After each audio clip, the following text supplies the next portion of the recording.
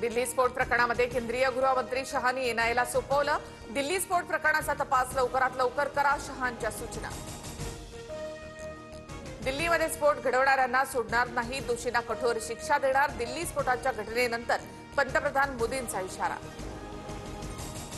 दिल्लीमधील स्फोटात 9 जणांचा मृत्यू तर 30हून अधिक जण जखमी। 7 जणांचे मृतदेह कुटुंबियांना सोपवले। इतर मृतदेहांची ओळख पटवणं सुरू।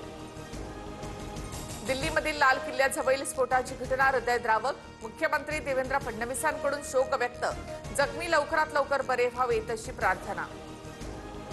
दिल्लीमधल्या स्फोटात व्हाईट कॉलर मॉड्यूल कनेक्शन स्फोटाळी उमर आदिल मुजम्मिलसह शाहीन आणि मोहिद्दीन या 5 डॉक्टरांचा संबंध असल्याचं समोर। I-20 कारमधील ड्रायव्हिंग सीटवर दहशतवादी डॉक्टर उमर मोहम्मद असण्याची शक्यता। डीएनए चाचणी करून कारमधील तो मृत प्रवासी डॉक्टर उमर आहे का याची पुष्टी केली जाणार। फरीदाबाद दहशतवादी मॉड्यूलचा प्रमुख सदस्य उमर मोहम्मद सध्या फरार। तपास यंत्रणा शोध घेत असल्याच्या भीतीने उमर यानेच ब्लास्टचा कट रचला। कारमध्ये डिटोनेटर लावून स्फोट घडवून आणला, सूत्रांची माहिती।